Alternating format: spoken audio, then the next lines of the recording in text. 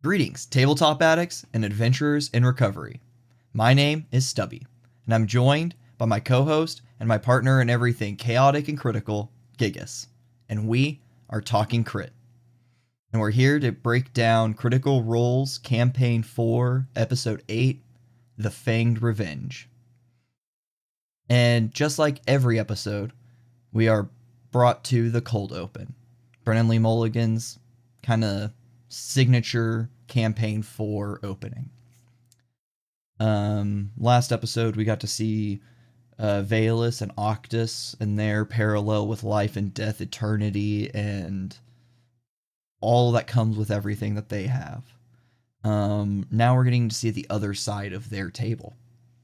We get to see Julian and Taisha worrying and caring for Lady Aranessa as they have now noticed that she is kind of becoming deeply ill because she is exhausted, grief-stricken, and has barely eaten since the Aussie's death. I think this is a beautiful kind of moment where we see how two very opposing sides of the same coin come to work together in the end. Because were you about to say something there? No, I wasn't. Well, I mean, kind of. There is a duality there because with Aranessa, with how ill she is and how they are caring for her, she's cared for so many people. The duality is that someone who has cared for so many people is now being cared for. Right. Is that like it's kind of the give and the take. She's given so much and now it's time for her to take or for someone else to give to her. And in that, we're also seeing a duality of highborn. I mean, they're both highborn people because Julian is from the Divinos family, being the vassal house of the Royce family, and Taisha being of the Loy family, one of the Sundered houses. But in two very different aspects, Taisha's family is like basically a family of druids and blacksmiths and just kind of down to earth kind of people, whereas Julian's family is full of like generals and politicians and fighters and stuff like that, where it's more of the snobby, uppity side of society, whereas Taisha comes from the other end, the hippie side of society. They may both have connections to the world. Go ahead. Well, one way that I would say it is you have your tacticians and then you have your shapers. Shapers, you may want to use that loosely. You may want to, you're using it loosely, yes. At least. But yes, I see what you're meaning there. But these two having the shared goal of trying to get Lady Aranessa back to what could be the remnants of the House of Royce. But another important thing that we get from this scene is the little bit of lore from Fairy. That it is believed that whenever the people of the House of Royce die, a boat ferry, will take them to the gates of Fairy, allowing them to pass through. A ferry to fairy, in a sense. Which is something I think should be explained to people who are just here for, aren't deep into it. So there's a ferry, like a boat, like a Ferry, and then there's the ferry, like the Fey realm. Right, exactly. And in this, the again, for the people that are not able to keep up with every little detail, The Royce family are deeply connected with the Fey realm with fairy. And it ever since the Shapers have fallen, the gates of fairy have closed, not allowing any more of like the Fey back into fairy, being the elves, the pixies, the everything of that sort, including the Royce family who had a deep connection with the Fey. But Which wants me. I want to say one more thing too. Is there is a huge. I wouldn't say theme as of yet, but I feel like death is much more accentuated in this campaign than any other 100%. because of that reason. I believe what we're gonna get to see with the Seekers and maybe even a little bit with the Schemers is the inner workings of life and death. Is that we have the closing of the afterlife. Like all afterlives, we lost the connection to in Aramán because of the fall of the Shapers. And because of that, we don't have a way for souls to pass on. And we see it earlier in the campaign whenever we have the fight back at the Divinos, or the Palazzo Divinos, where the Tacona's family are taking advantage of that and taking these lost souls that are not able to pass over anymore and bending them to their will to fight for them. And I think this is going to be something we see a lot of, specifically with the Seekers. I believe we're going to see it all throughout the campaign, but I think because the Seekers are dealing with Valus, Octus, and heading straight for where the war front is at currently, I think we're going to first see it firsthand with the Seekers. Which I think will be a crazy breakdown. It's going to be nuts. It's going to be wild. Yep. But to move on from the cold open, which, I mean, was honestly a very brief, tight cold open this time. There was a lot, but not a lot in it, you know? Yeah. This is one of those points where, not to accentuate this anymore, this was where we got an open, and it's almost like Brennan is unzipping something, and now we are in the pocket of whatever he is wanting to happen right now.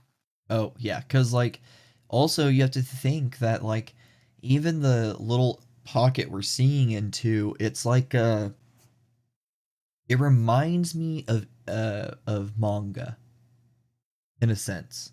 Is so, like, in manga, each of your chapters, I mean, okay, so not all, I don't know if all manga does this. I specifically am referencing One Piece in this sense. Oda, each chapter, he does his chapter, but on the cover page, it usually is a story that has taken place elsewhere in the world that is important-ish to the world, but is not affecting the main story in the moment. So, for reference, it'll be like a character they interacted with in the previous arc and what they are doing in the aftermath of whatever happened after the Straw Hat crew leaves that island. And it's typically like these people enjoying their lives now that this terrible person has been beaten the crap out of by Luffy. And I feel like this is, in a sense, not the same thing. Obviously, it's not like the aftermath of whatever the main story is doing, but we're getting a little piece of another part of the story where it's a pocket in time. Like, in these parts in One Piece, it's a lot slower. These panels, like, in One Piece, you may get days and days in a chapter, but these cover stories, it's only going to cover a moment in time, and then the next page is going to could cover that same moment it just covered from another view. It could cover a completely different moment in time.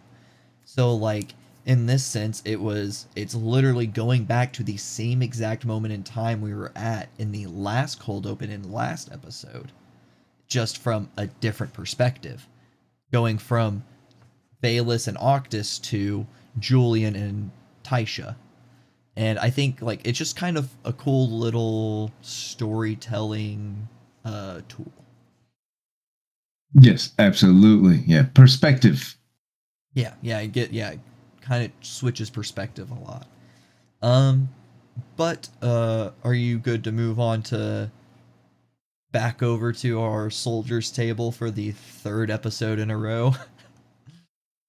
Yes, I am glad to move over.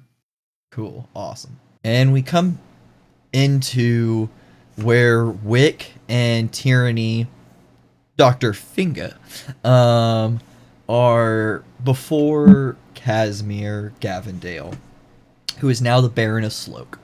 I mean, we covered this last episode, but just for those who might be just jumping in, Casimir Gavendale is now the Baron of Sloke. The small kind of rural, poor town within Timony. And they're trying to convince Casimir that both of them are here. Both Lord Halavar, he did not try and cover that, and Tyranny, Dr. Finger are here to help Baron Sloke recover from his wounds. And thank goodness for good rolls, because dear gods help Wick actually have a conversation without, word vomiting everything he shouldn't be saying. Yeah, just yes. Absolute. He is like, I mean, literally, okay, I love it from like our perspective. I love it. It's hilarious and it's a great character. But I'm not gonna lie. Like, Sam is usually very self-aware. He does fairly well at, like, yes, he's gonna play his character, but he's also not gonna completely fuck the group. And dude, right now he's the dude at the table that you want to punch. Fuck the group. Yeah, like as a player, like, he's the dude at the table. You're just like, man, I'm about to punch you, dude. You keep trying to kill us. Like, you are trying to kill us. There was the moment that even Travis, like, off table was even just like, dude, shut the fuck up. Like, stop talking. Yeah, Travis is like embodying my emotions while I'm watching it. It's just like, shut the fuck up, dude. Stop talking. And like, I love silence says more than what you're saying right now. Sorry, go ahead. Yeah, I'm getting ahead of things right now, but Tyranny even is just like at this point almost frantic, just like almost calming a screaming child right now, just like, hey, shush. She's the Wick custodian. Everything's okay. She's the Wick custodian, dude. Like, she's literally cleaning up all of his messes constantly. And it's hilarious. Dr. Finger. But they they try to get him isolated, and Tyranny attempts to get him to lie down. But in this moment, Casimir tries to kind of not. He's like, no, I think I can deal with this later. If you are wanting to help, you can help me after I deal, like, at the end of the day, whenever I can clear out this castle and be alone.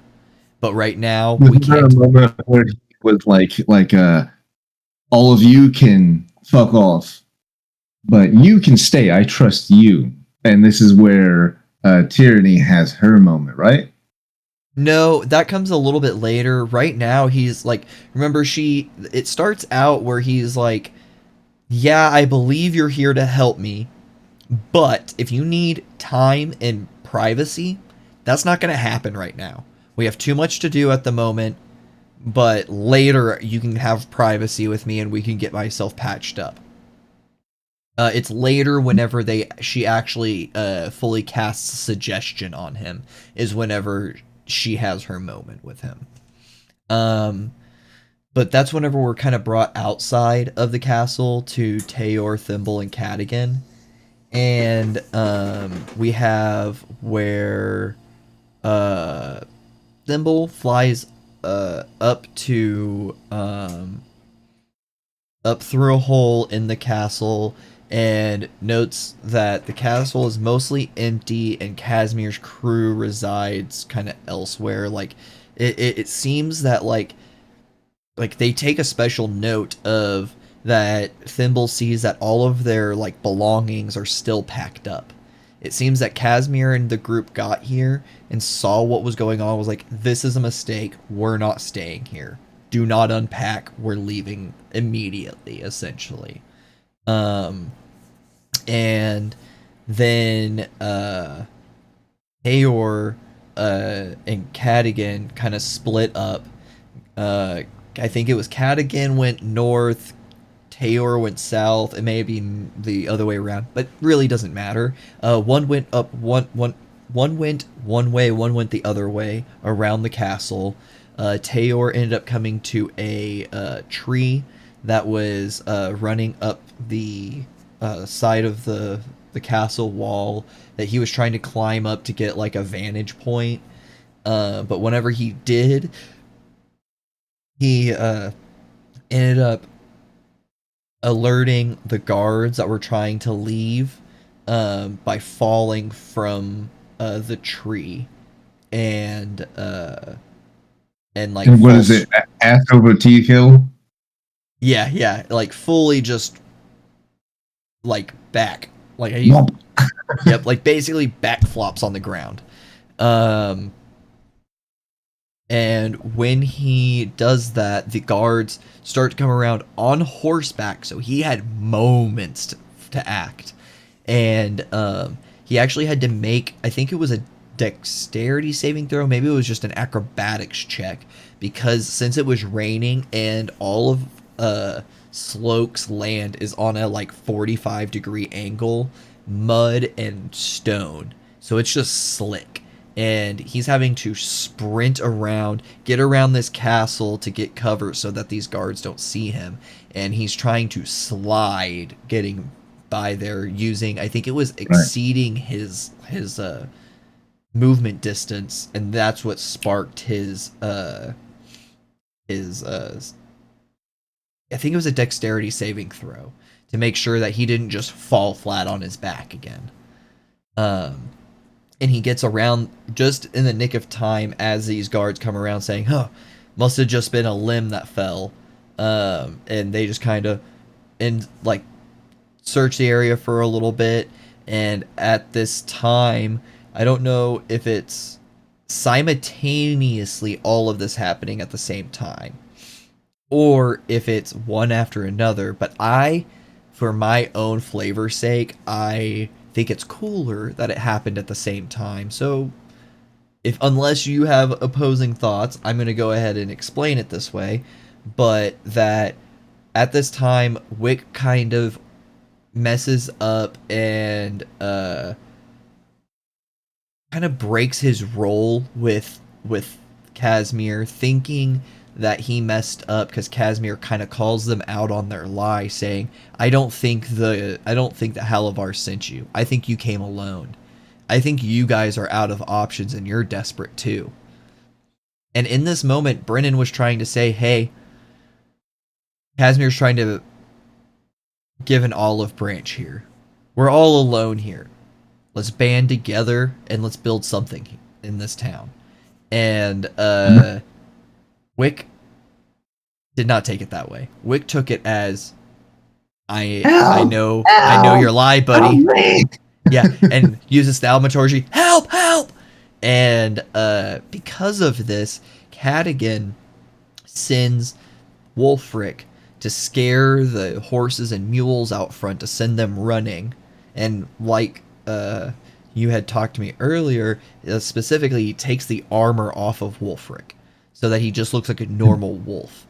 And he goes and scares the horses and mules away, getting the horsemen that were looking for Tayor to come looking for go chasing after the horses, and allowing Tayor to then find his way to the front, back to the front. But back inside, Tierney uses suggestion to salvage the situation, to try and say like, hey, I can make you feel better. And they start to insinuate that Tierney is actually... Got that accent. Thank you. Tries to get... or tries to insinuate that Tierney is a prostitute. And so they actually get that to work, but what the initial suggestion casting gets them... Yeah, what the suggestion casting gets is she says, get your men out of here, essentially. And Casimir gets them to leave, which then allows, I believe what happens is Brennan allows Tierney to have advantage on her next suggestion, or not suggestion, but charisma roll, trying to convince Casimir to kind of follow what she says. Like, hey, I'm going to have to clean you up and stuff like that. And when she finally gets him to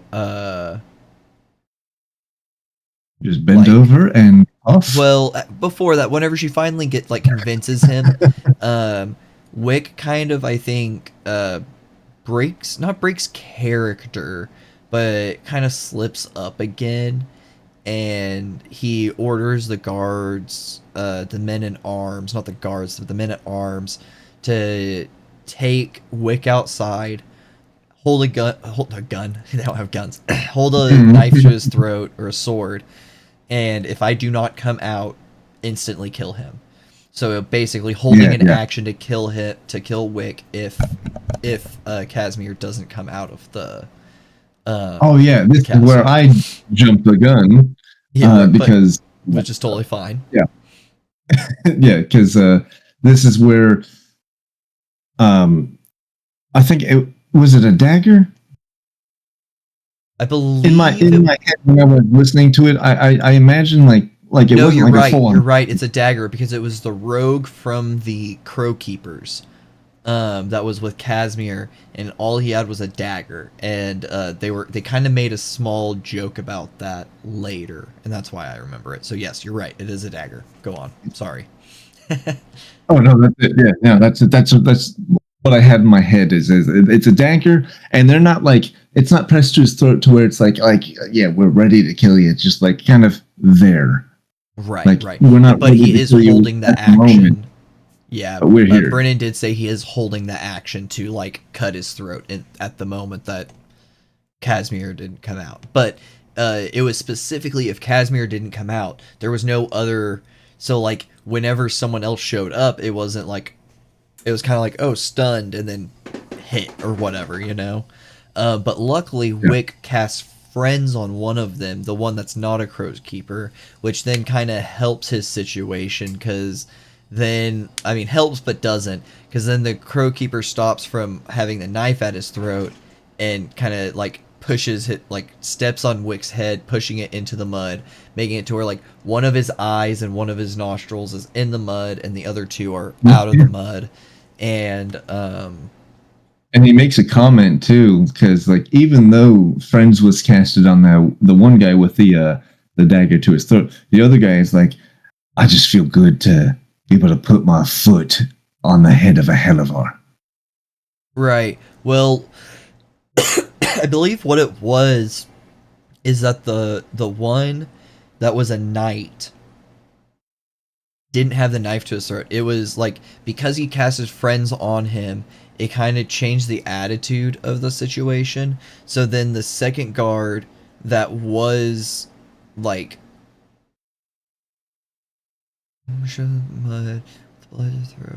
well, it's kind of hard to tell, but I believe it's that like the one that had the dagger to his throat is the crow keeper that he didn't cast friends to. It was the other one that he casted friends on.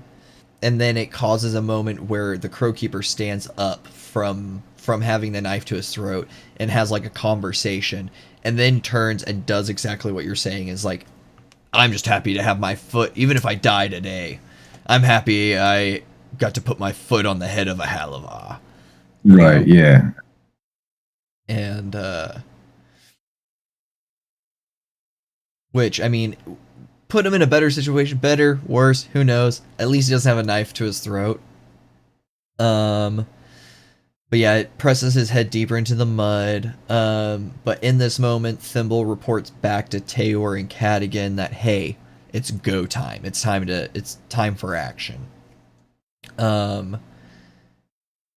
So then back inside, this is where Tyranny has her moment, like you were talking about, and succeeds in luring Casimir into a vulnerable position where he has his pants down, kind of laying down, and this is where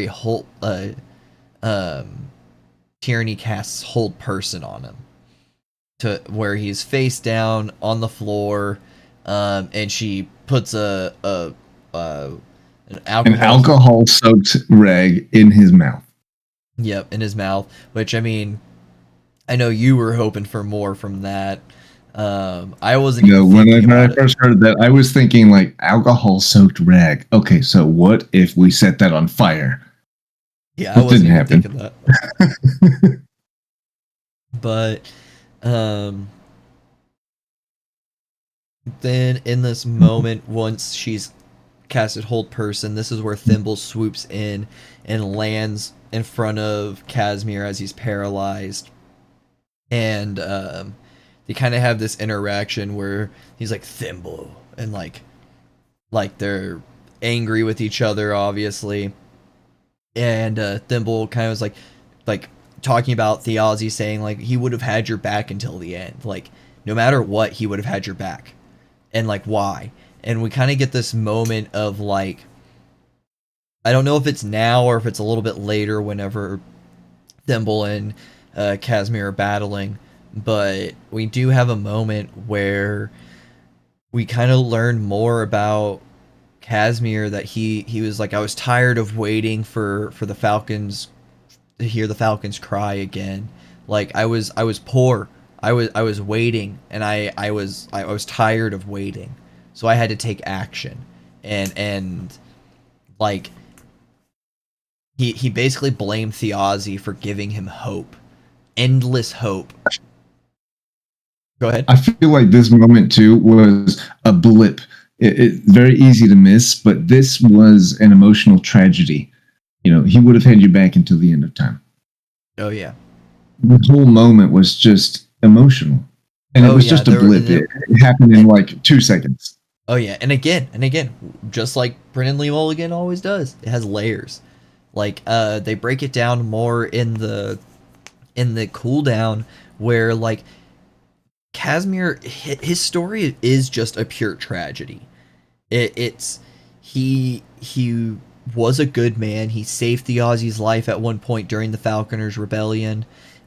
He probably was a great man at one point, but life has just worn him down, where like, yes, he did great things in the Falconers' Rebellion, but that didn't lead to anything afterwards. He just became, I think it said he was just a carpenter. And then he was a poor carpenter in a poor area of Aramán, or more, just in a poor area of Aramán, where he wasn't making much money, and he was kind of oppressed by the powers that be, and he was always promised that the Falcons will cry. Just wait, brother. The Falcon will cry. And he was tired of being fed this hope that never led to anything. So he finally felt like, I'm going to take action for myself. And that was joining the Crow Keepers, taking that path, and then finally getting a deal from the Draconuses that, hey, we'll make you a Baron if you do this. Wasn't it also like, just listening to this, you can think, oh man, what a piece of shit. But wasn't it 12 years he waited? Something like that. Yeah, it was like 12, 13 years, something like that. Yeah, it was a Can you long time. imagine waiting 12 years for something and then an opportunity comes along? And I mean, in this time span of 12 years, an opportunity comes along, and like how can I can't I could not fault you. yeah, I Like mean, like you hope are and despair. you are immediately irredeemable for taking that path for sure, because you are turning it back on a friend. But I will say, if you look at it from the perspective of like, I had the thought of, well, Tayor in this situation, like kind of take him for example. He was saved by Wick and immediately pledged a life debt to him, that I will protect you to death. Tayor was very close to Thiazi, and I believe learned a lot from Thiazi, as many of the Falconers Rebellion and the Torn Banner people did. They looked up to him, and they kind of wanted to walk the path that he walked, of honor and goodness, is kind of the idea. Tayor probably picked that up from kind of him, maybe a little bit of Loza. And I want to say that Thiazi probably, especially hearing he would have had your back to the end of time, he probably felt that same life debt towards Casimir for saving him back in the Falconers Rebellion. So his loyalty probably ran so fucking deep that, like, the fact that Casimir turned his back on Thiazi just cuts that much deeper into how irredeemable it is. That this is like turning your back on family, essentially. Like, this is just not done in especially this like medieval-esque times, you know. You don't turn your Yeah, this back on is the family, because layered that's, tragedy. yeah, it's a sad story. Like, obviously, like they said in the cooldown, still irredeemable, but it's still a sad story on its own. Like, every bad guy is the hero of their own story. They're not like villains. Most villains don't do what they do just cuz. They do it because they think they're doing what is right for one reason or another. Most well written villains. I mean, I feel like, that's a little broad, but because like I feel like there are some psychotic, like just crazy villains out there that are very well written, that that the madness and destruction that they cause is just that madness and destruction for the sake of madness and destruction. But Right. I Some do men agree with just you. A want to see the lot of world. our do what? What'd you say? Some men want to see the world burn. Oh, yes, yes, yes. Exactly. Which, I mean, that's I had a character in mind, but I lost it. That reminds me of, but um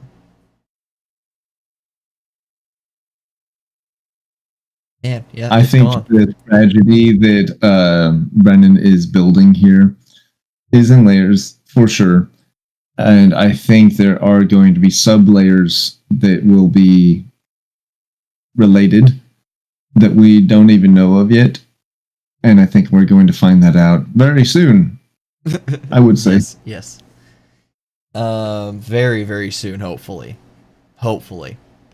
Knowing Brennan, it probably will be in 5 sessions, but hopefully soon. Sooner rather than then. But Layers. we start, and really, honestly, this is the start of combat, because this is the first attack made. Um, Thimble stabs Casimir in the eye and slashes him in the throat.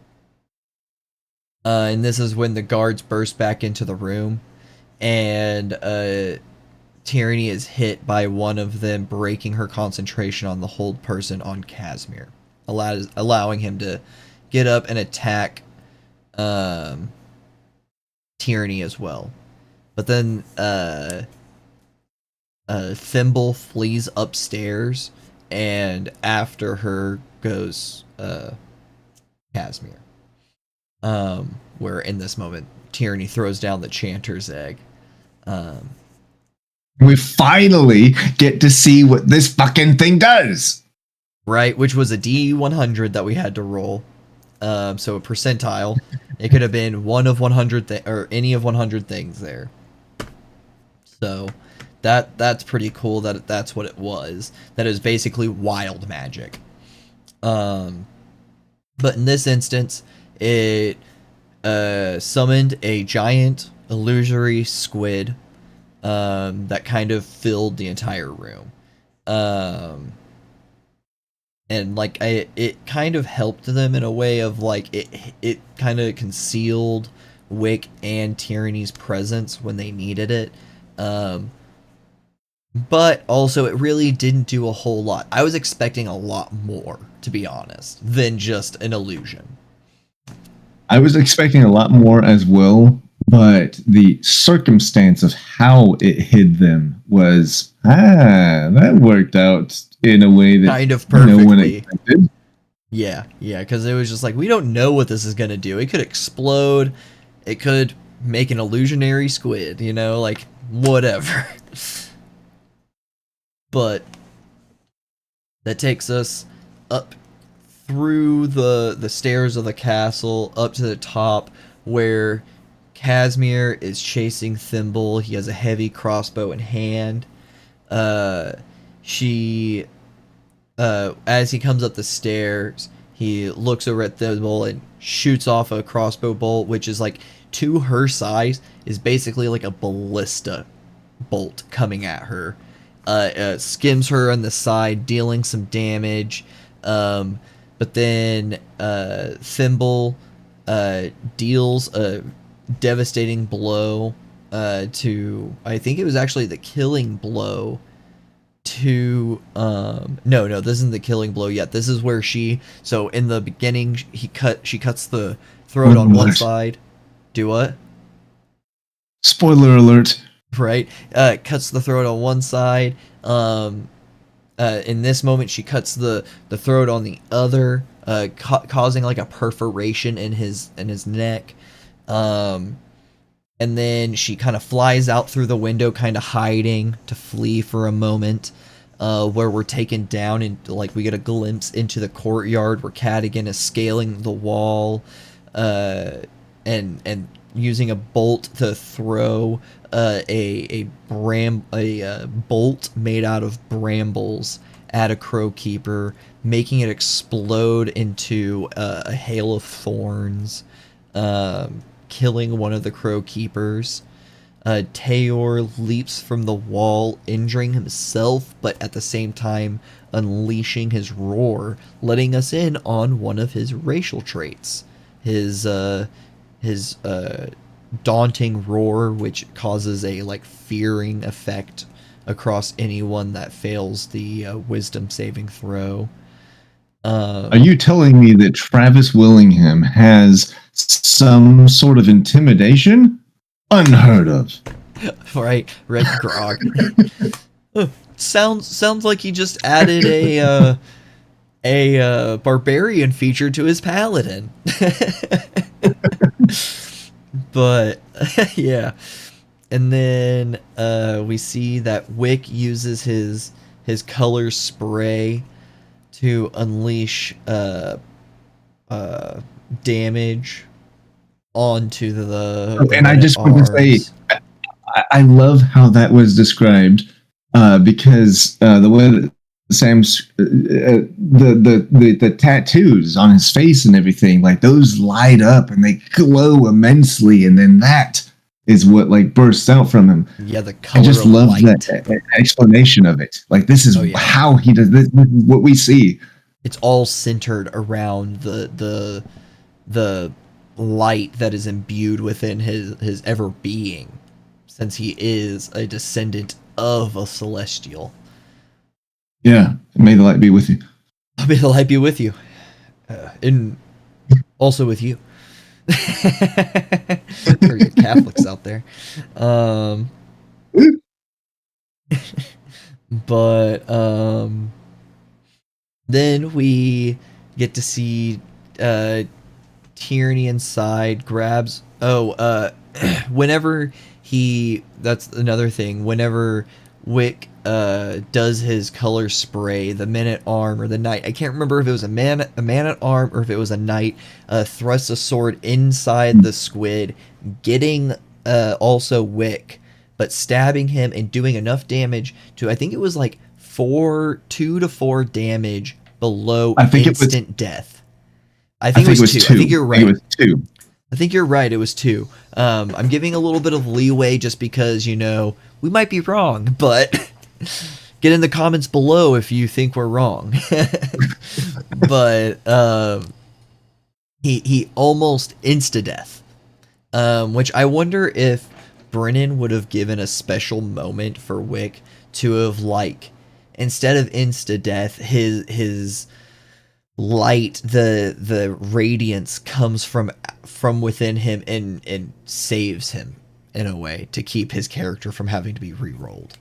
I'm actually glad that you brought that up because he's already made it clear that I'm not holding back from you. If you go to the wrong place and like let's say you're like a level 5 character and you go into a place and these are like level 20 monsters, you're going to die.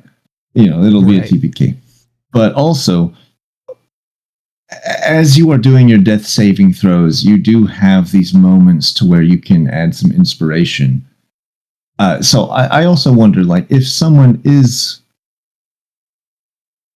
failed their third saving throw, I do wonder what he would do. It's like, okay, how do you want to do this last heroic moment that you have with this character?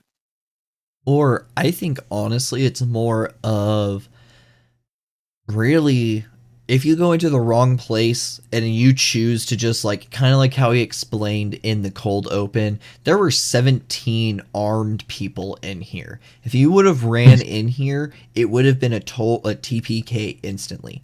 I think if they would have been dumb and did that because he instantly told them, hey, there are this many people here, I believe Brennan would have let them all die. He would have re-rolled all their characters and it's whatever.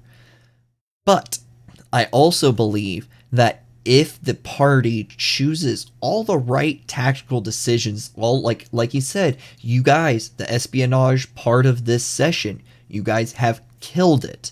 You did it perfectly. I believe if they did that, and then it just came down to the dice rolled high enough to insta-kill your character, I believe Brennan might be a little bit forgiving in that situation where he's like, hey, we're going to do this narrative thing to explain why this insta-death amount of damage didn't instantly kill you.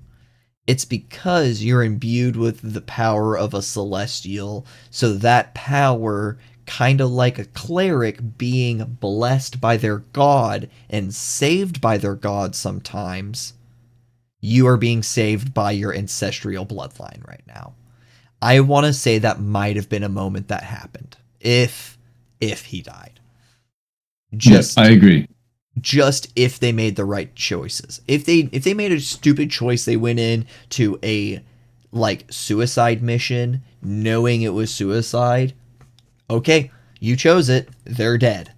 But if it was you guys went about this the best way you possibly could have and it still didn't go in your favor, because a good DM is going to reward great decisions and great rolls. And is going to, punish stupid decisions, but also not necessarily punish bad rolls. Because you could make fantastic decisions back to back, but then roll in that one. It's like, okay, well, I don't want to kill you off right now because we don't want the story to end. So here is why you are not dead right now. Right, exactly. And also, maybe it's also fantastic. Here's a little bit of some lore drop for you. So not only am I not just going to kill you off, but also I'm going to let you know a little bit more now. So you're welcome. Right. But to touch on what you were talking about the giving heroic inspiration in the moment of desperation. Wick actually gets to forego they present a house rule, a table rule, homebrew rule, whatever you want to call it. They present a rule. I believe they say it is a desperate action, and it can only be used when you do not have any failed save throws. When you use it, you can use it to stabilize yourself, which means you can forego death save throws. Or you can give out heroic inspiration to someone within sight, and then you will continue to roll death save throws. And it's a fully narrative additive to the game table that allows it to where if you didn't just insta die, you can stabilize yourself, be selfish and protect yourself, stabilize yourself to where you're not having to roll save throws. Or you can risk it. And you can look at someone else that it could be in semi-trouble, or could be... Has to be line of sight. Right. Or could come and save you. You could give them heroic inspiration, which allows them to re-roll any roll that they make. And then continue to make death save throws and possibly full death. And I love that as a mechanic. Hint, hint, we might be stealing that as a mechanic. But we'll see. DM talking to audience, not to my player who is my co-host. Who are you talking to? Who? What? Huh? Huh? What? What? Huh? What? But this moment happening leads us to back up to the top of the tower, where we're having this almost Alice versus the Jabberwocky style duel at the top of a rainy tower between Thimble and Casimir, where Casimir says, "You talked me into the Falconer's rebellion. I'm tired of waiting to hear a falcon's cry again." And this is where we were talking earlier about his tragic story, about how he's waited 12, 13 years, whatever it was, to fight again against the powers that be that have been continuously oppressing them, which they all were planning on doing still. But he was tired of waiting. He was broken down. He was ready for action, and he took his action, and his action was killing Thiazi, and for his own baronship, which now kind of backfired on him in many ways, including with Thimble's replying to him of saying, "You never did have patience, did you?" The fight continues as Thimble does the final blow to Casimir,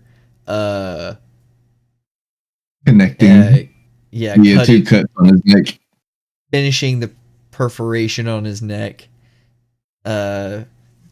leaving him on the line of, "Can you hear it now?"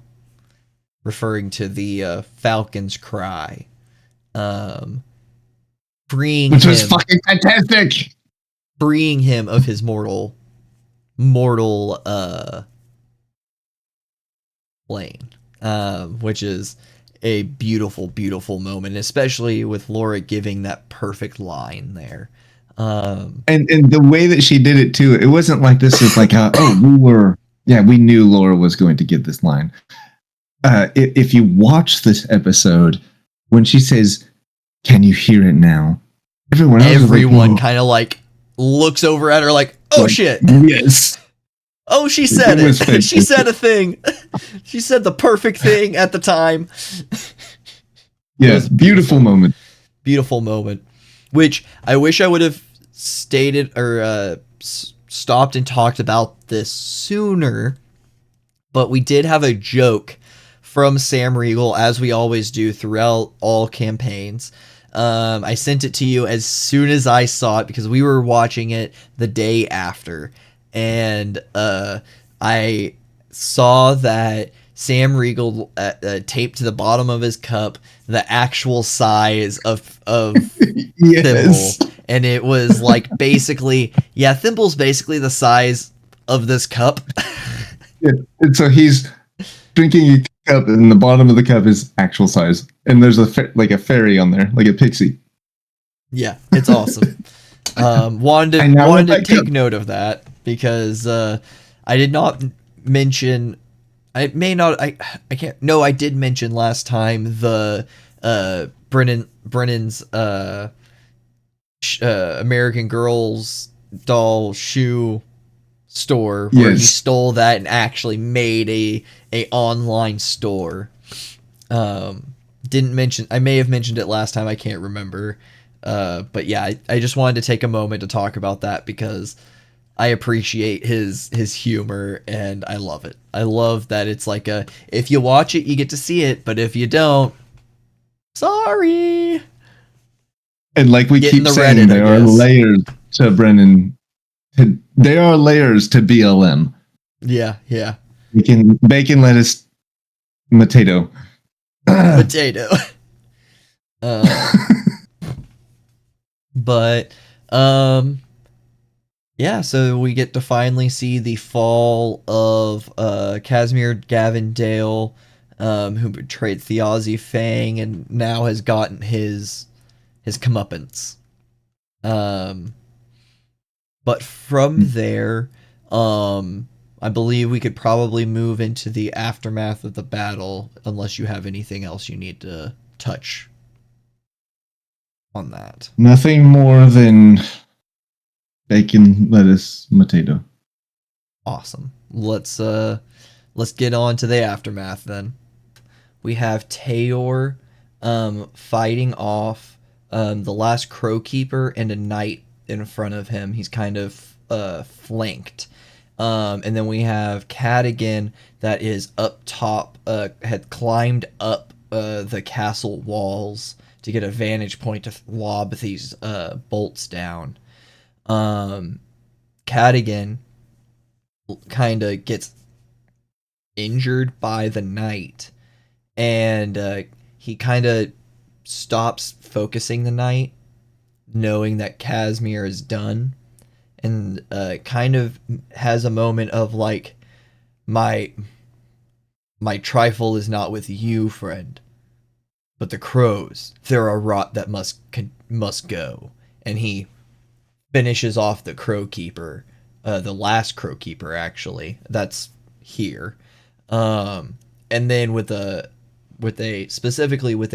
bonus action, does a lay on hands on himself, and Brennan makes a specific statement that the knight sees that Tayor undoes all of the damage that the knight had just done to him, and that he notices. And I love that moment too, because it's such a powerful moment. Like it's not just like, oh yeah, he heals himself. It's like he undid the damage that you just did. Yeah. And he specifically says, and you're like just standing there like, I'm not gonna do anything, is kind of how I perceived what they said, is that like my quarrel is not with you anymore. You can move on. Yeah. But previously, we didn't say this, but previously the knight had thrown an insult at Cadigan saying like, why don't you get down here, you pansy, or something like that. And Cadigan was like, well, I can't just sit by on an insult. What were you gonna say? No. Like I was like, yeah, I'm glad you brought that up. I forgot about that. Yeah, he was like, I can't stand by on an insult, and he just and jumps down and basically tackles this knight, shoving him to the ground and pinning him, kind of forcing him to kind of like I yield, kind of, you know. And wasn't this also while Taylor was like doing the same thing, like my quarrel is not with you, and then here comes Cat again. And it's kind of I'm trying to fix things. Yeah, I'm trying to settle things. Stop. It was like two of this going for the same goal, just different routes. Right.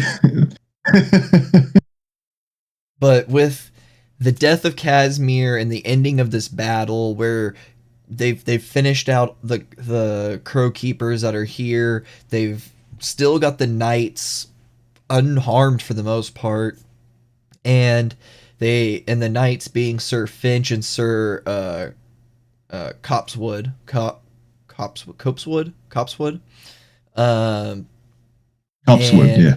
Copsewood, and they kind of sort out kind of an allegiance with Wick and the rest of the group, that because Casimir's now dead, Wick kind of is basically the Baron.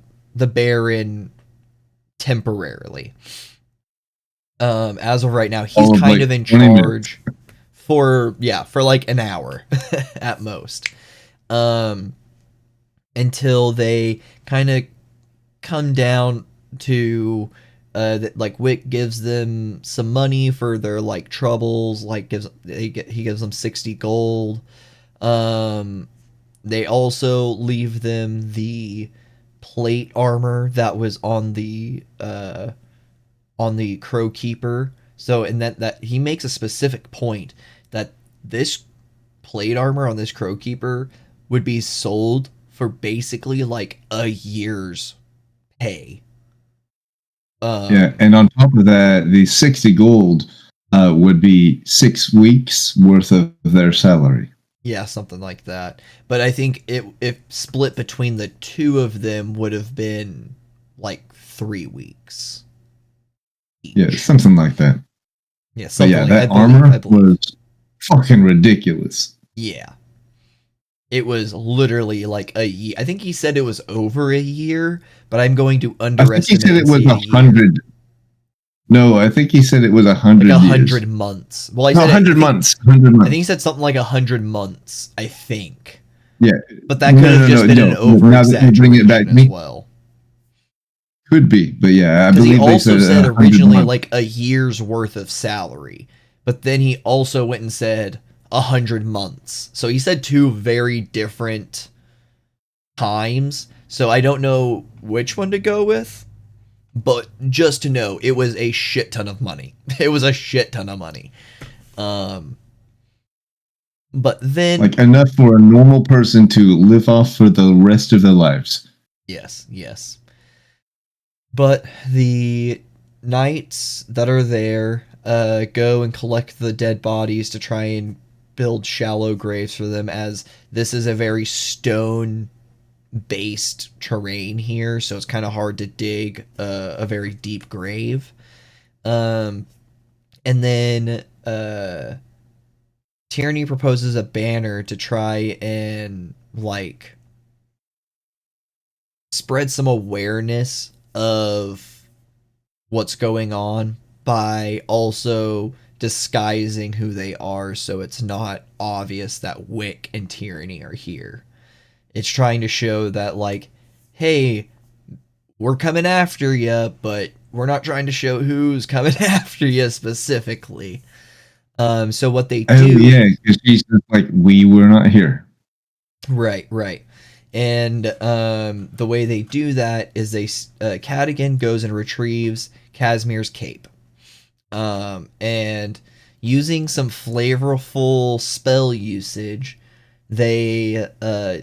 Tyranny, I think, does poison spray into like a puddle, so then it's like a diluted poison, kind of making bleach, and does a bleached out white falcon sigil onto Casimir's cape. And then Thimble writes out, "The fanged falcon lives on." An homage to the Aussie Fang, the Fanged Falcon, the Falconer's Rebellion, his rebellion that fought against the Sundered Houses. Yeah, and real quick on that one, if you watch the episode with subtitles on, the Fanged Falcon Lives On is all capitalized, other than the ED of Fanged. The only thing that's not uncapitalized is the which is, ED I of think, Fang. that's meant So to. Fang, they're emphasizing Fang. Right. It's trying to emphasize that it's the last name Fang, not the word fanged. You know, I think that's what that was meant to do more than anything. Yeah, and I think that was very intentional, and Oh yeah. I caught on to that. But something I did want to mention, because we are mentioning our viewers. This person was not a viewer, was not a commenter on a view, but I have been trying to interact more with the critter community. And I had a conversation with somebody by the name of Dramatic Border 3549. I did tell them about our podcast, so hopefully they checked it out. But they had a question about the campaign. Who is the Falconer from the Falconer's Rebellion? So there's something, and they go on to say, so there's something that's been nagging at me ever since the first moments of episode 1. What do we know about who led the Falconer's Rebellion? While Thiazi is often named one of its leaders, we know that he was actually just a prominent figure in the Torn Banner and not necessarily even the leader of the force. That was Loza. Plus, it's not called the Falconer's Rebellion, but not the Falcon's Rebellion, but the Falconer's Rebellion. So who is the person behind it? Can they be the master of the Falcon Thiazi sees just before he hangs? Because we do get a moment in the last episode where Casimir says that Thiazi saw a falcon, which that again could 100% be a metaphor, because Casimir doesn't know what Thiazi saw. He could have just been saying metaphorically, Thiazi saw a falcon, because we now know that Casimir was waiting for the falcon's cry from Thiazi. Thiazi saw a falcon, and that's whenever Casimir started to regret everything he did. Is that he saw that Thiazi saw a falcon metaphorically, and that's what I go on to tell this guy, or tell this person, sorry. I say guy, and that's broad. I mean that as a broad term, not gender specific. But I say, okay,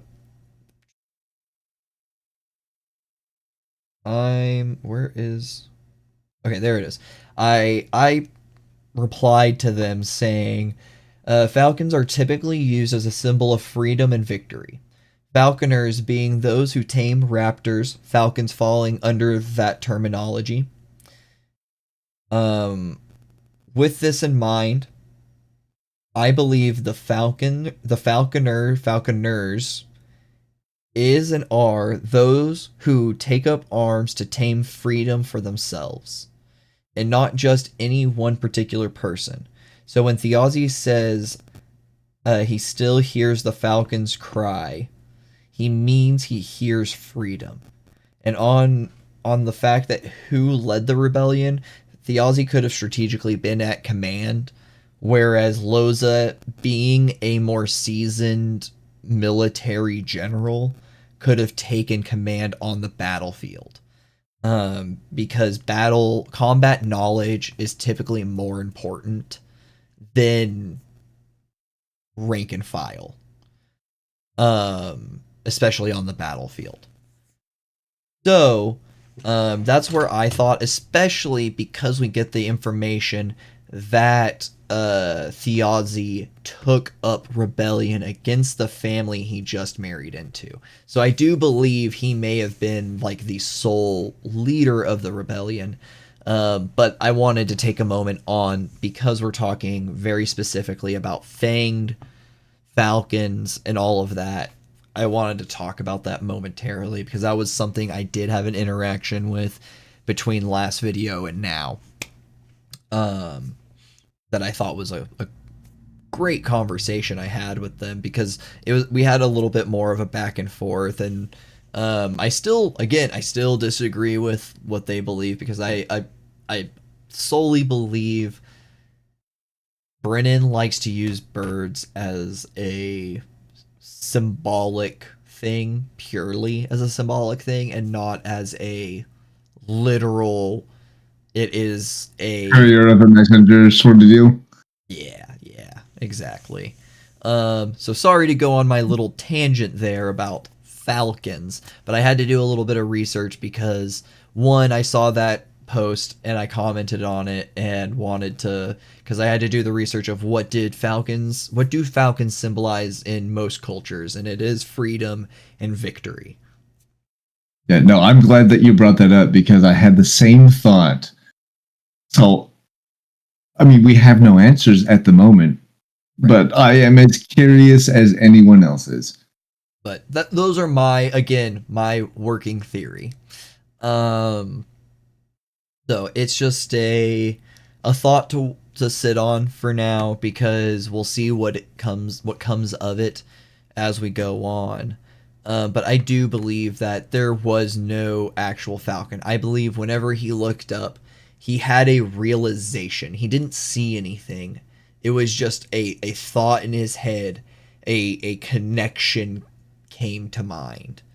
That, like, he had the aha moment and had to get some thoughts out as fast as possible to spark the next falconers to tame those themselves. Yeah. But with the with the banner, the sigiled banner kind of dealt with, we move on to the kind of the matter at hand of who will rule Sloke now that Casimir is gone and Wick is not planning on staying here to rule. This is not their goal. This is, as he said, a step down in position. And so they started to try and figure out who would be the best to name the next Baron, or in this case Baroness, who now comes forward and arrives in the scene. Dame Cosgrove, who is a local to Sloke and has come up through the Falconers Rebellion and gained knighthood, and is now the one that they decide is probably best fitted to become the next Baroness of Sloke, because she is a knight, an honorable person, fought in a war, and is a local, a resident of Sloke. So it a trusted resident, and I think it's also important to note that this was a unanimous decision. Everyone in the group said, yes, this is a good idea. Yeah, yep, exactly. Which then they Borderline forgot the deed, but then was like, oh yeah, shit, we actually have the deed, so bring the deed. Yeah, right, which they have to take from Sir Gully Britches, which we get to see Wick take charge for like the first time, really actually take charge, which was an enjoyable moment to watch actually come together. Um, he, uh, wow, and it uses thaumaturgy, and like honestly, this was a moment where everyone that had thaumaturgy used thaumaturgy to like really amplify Wick's presence, forcing Sir Gully Bridges to give up the deed, and then on top of that, told him to strip off his armor, that he does not deserve to have that anymore, and he was told go leave, and he just left, leaving the armor there, um, which then we see here. Oh, we come to the tavern. Unless did I miss anything? Well, I guess we the little bit of lore that we got was that they were afraid that the Earl of Gormalay may seize control if no one was placed as Baron in the instead of Casimir, uh, because And I think one of the other big things was that they want to keep the people that we have, that like this group that is together right now. They want to be relatively secret, so they want to have their names unmentioned. Right, so that's why Wick didn't want to be the new Baron. So that's why they put the Dame of Cosgrove in, and that's why they're using the Falconer's emblem on this banner to then further push that this has nothing to do with Wick. I mean, it may have something to do with Wick, but it's not directly connected to the Halavar name, not connected to Wick specifically. Right, no direct connection. Right. And so yeah, other than those two things, because right now the King of Timony is on his way to dol-makjar, so in his absence, the Earl of Gormalay may come over and take control, and Dame specifically says that she's fearful of him because he's a fairly cruel Earl, supposedly.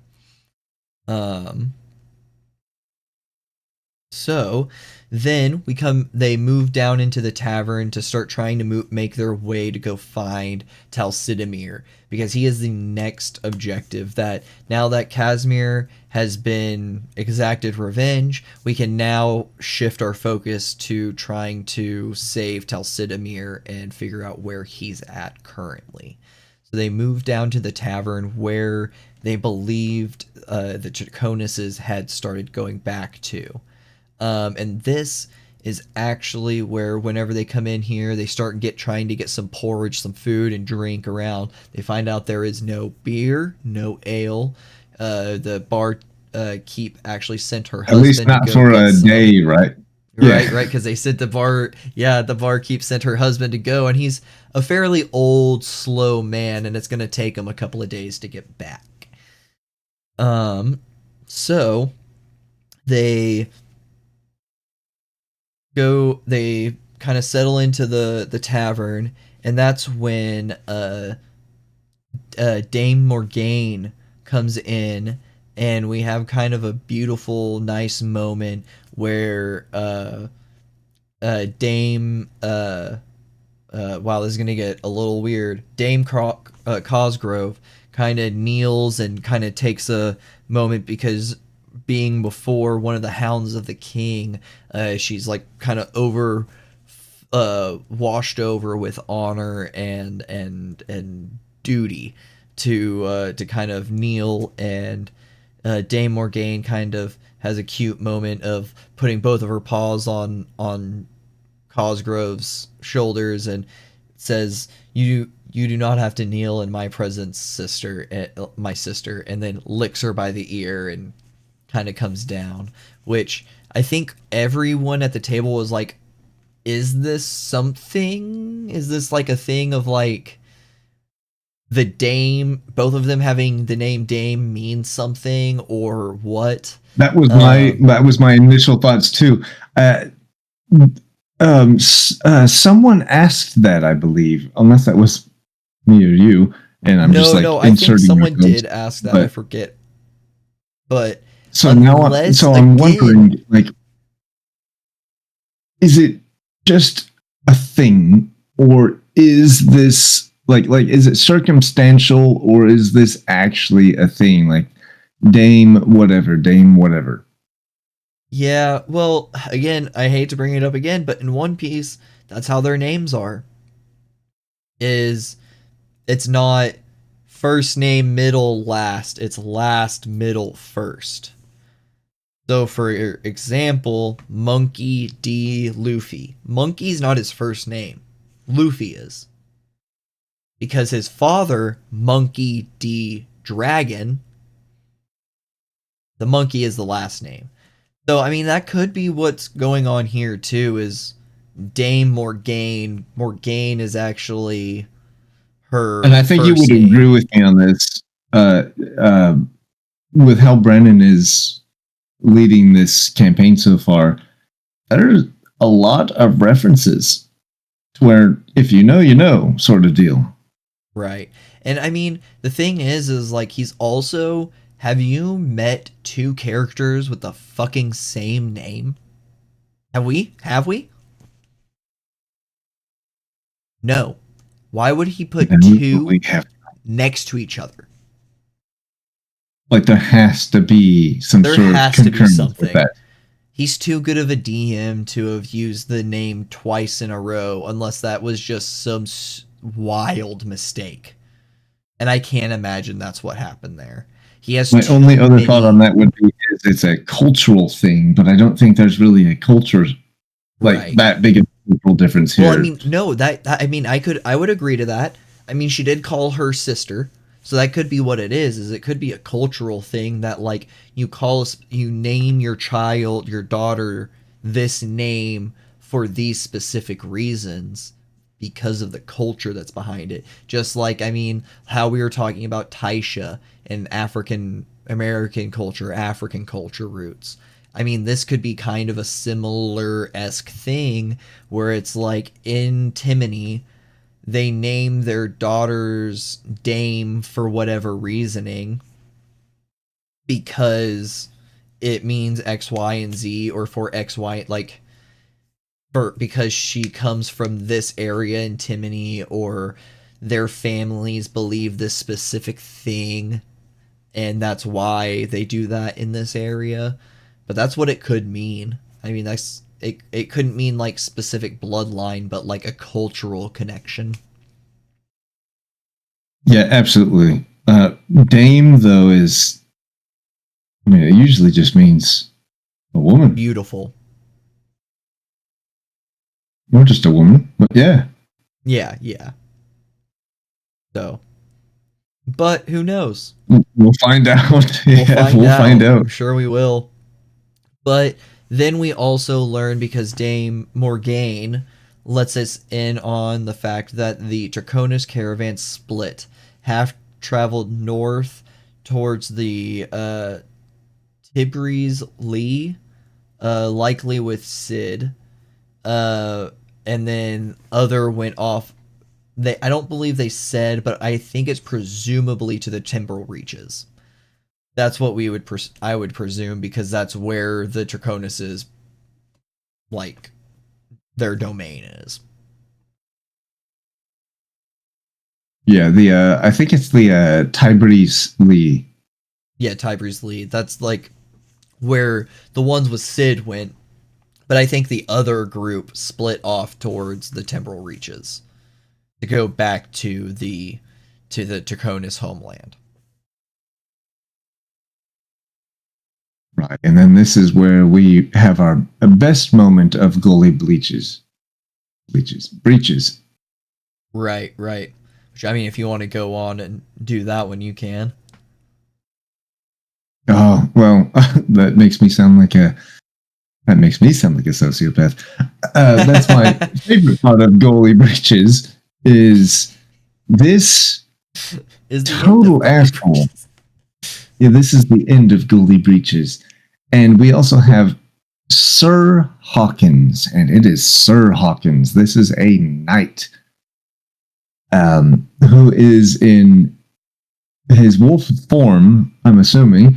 Well, we don't know if they have anything else other than their dog wolf form. True. We've only ever seen them I'm in their wondering dog if they're forms. all. I'm wondering if they're like kind of more higher level druids, or they could be true polymorphed. Like, I think they said it last session, is that they could have, like, in a part of, like, pledging their allegiance to the king, they could have undertaken the process of true polymorph, and then going past the time limit of true polymorph, which then forces you to forever be in that form. So that could have been what happened. Either way, Sir Hawkins. Yeah, we'll continue.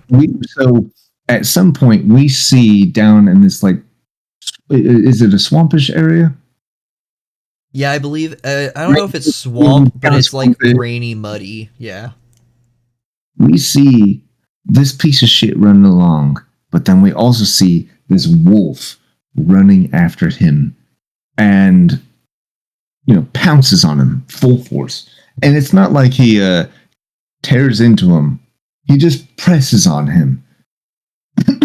And almost like looks around like, yep, this is what I need to do. And then just pushes his head into the soil.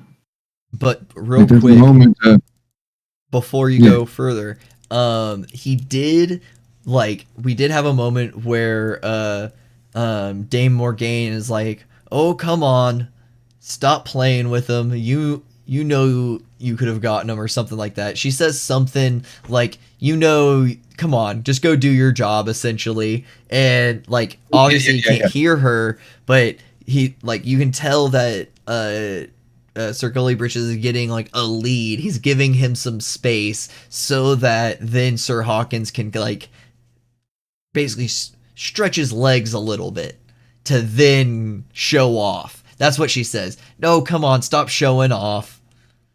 Just do it already." You doffed your armor. Let the world see you as you feel its weight one last time. And then I think that's where he puts their paws on his head and just drowns him. And then I think it was even said, is done with their work. Yep. He just kind of strides off back towards the tavern, and kind of then they introduce, and that's kind of where we are at our, like, the ending bits of the scenes, is where they introduce Sir Hawkins to the group, and they kind of or Sir Hawkins greets the group, I should say, and then asks them about their tales on the road to Timony, and about what happened in Timony, because they kind of take note that, like, Casimir's dead. So which I'm also much more curious now because of what you've said, is Sir Hawkins like a druid that has transformed, or is this a permanent polymorph? That I'm very curious about that now. Yeah, I'm very, very curious, because, like, that, and I mean, there's other routes it could be as well.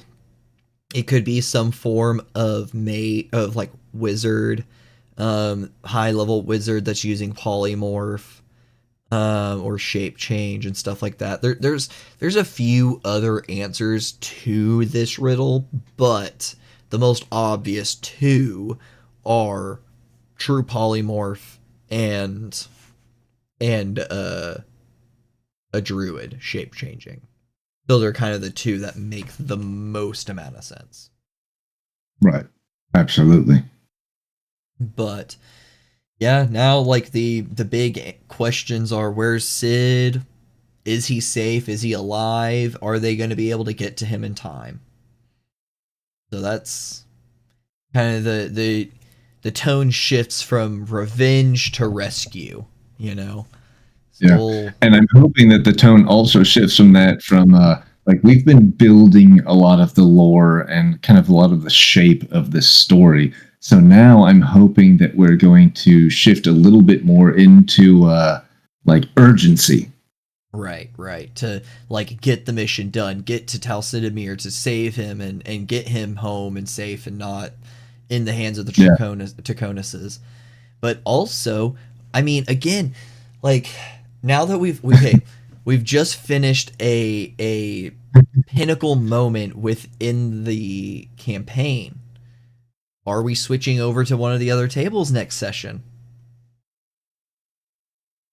I mean, thankfully, this is only week 2 of the month, which now we know. Now we know the calendar of Critical Role. Is it's going to be week 1, 2, and 3 of the month. We will get episodes. Week 4, we are not, and then the next month, week 1, 2, and 3 episodes. Week 4, not, and that's what it's going to be. So be expecting about the same thing until we start to get more subscribers, more likes, follows, all of that. Once we start getting more of everything, then we will, even on those off weeks, we will do just kind of like we'll do other videos to kind of fill the time. Expand a little bit. Yeah, exactly. So, but we could next week be at the Seeker's table to see what that night that we've been getting a cold open of for so long, what is that night gonna turn into afterwards? What is that next morning gonna look like? Is that what our next session is, or are we just gonna continue getting these like I said, cover stories of a session from these tables for a while? Right.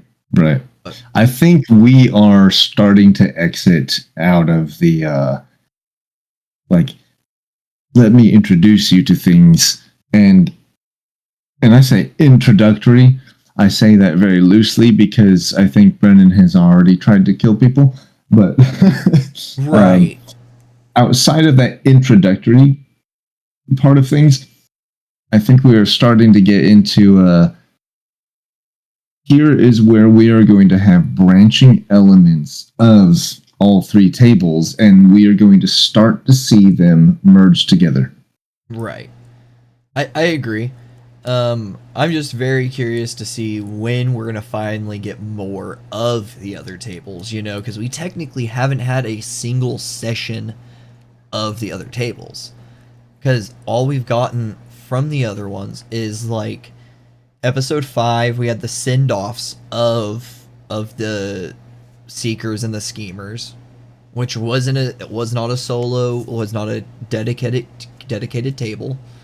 And then episode 6, we had half of it was the schemers, and the other half of it was the soldiers. So then from episode 6 up until now has basically been soldiers tables. So I'm anticipating and highly anticipating a table switch up here soon. We have a lot to look forward to. Oh yeah. But from there, unless you have anything else you want to touch on for this episode, I was going to move on to the announcements. I think I am ready for the announcements. Cool. So, first on the agenda, we are still trying to reach that 100 subs goal. At that 100 subs, we will do a full lore breakdown of the lore of Aramán. Everything that we have so far, we will archive. I have continuously been archiving all this information and continuously trying to keep up with everything. And whenever we hit that goal, I will, from that moment back, in information, we will make a video of the full lore breakdown. As of the releasing, or at least the recording of this video, which is very close to the releasing of said video, we are at 31 subscribers, so a third of the way there, just about. So tell your friends, your mom, your dad. They don't have to love the channel, but if they can just support us a little bit to help get our name a little bit further out there, that would be much appreciated. Also, we have our Ashen Realm Actual Play podcast. I am the dungeon master of it. Gygis here is one of the players. We drop episodes every other Friday. Lately, we have been kind of delaying those posts due to we've been on hiatus for a little bit because of Thanksgiving and holiday season. So we will be getting holidays, back on track. Scheduling, and then also just going to plug myself in there. If you do get into Ashen Realm and our Actual Play podcast, I just hope that you love Kolosted Haidorim. Yes. Our Dragonborn Barbarian. We also have a few other very wacky characters over there, to say the least. But to kind of give some kind of exciting news for both me and Gygis, we have kind of both started a new endeavor in our own lives that has kind of gone along with our podcast in a way, is going to go along with our D&D campaign 100% sure, but we're going to be dabbling in voice acting. So we have just really started. We both are trying to get our names out there, get our voices out there, and be looking for announcements on our page, on our Reddit, because we do have our Reddit page. It's just r/Adventurers Anonymous on Reddit, and also our TikTok. It's just Stubby the Zombie over on TikTok. But be following those because we will be posting on those as soon as anything comes out with our voices in it. One thing that is very exciting, and if you want to announce that one about our possible project together, I mean, we're for sure in it, but we both have been casted as roles for I don't want to share too much information yet, but for a project, and we are kind of a side-by-side companion character is what I'm thinking of as it is right now. More information will come. Yeah, that's how it seems. But we have been officially casted for both of these roles. If you want to see more of us, because this will be a time in the making sort of deal. We might be able to do more in between this. I would say keep in mind Stubby and me, Gygis Dev.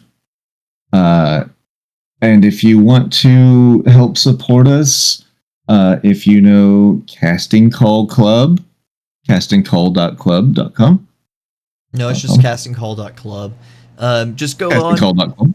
Yeah, go on. Look us up. I'm literally Stubby on there. He's Gygis.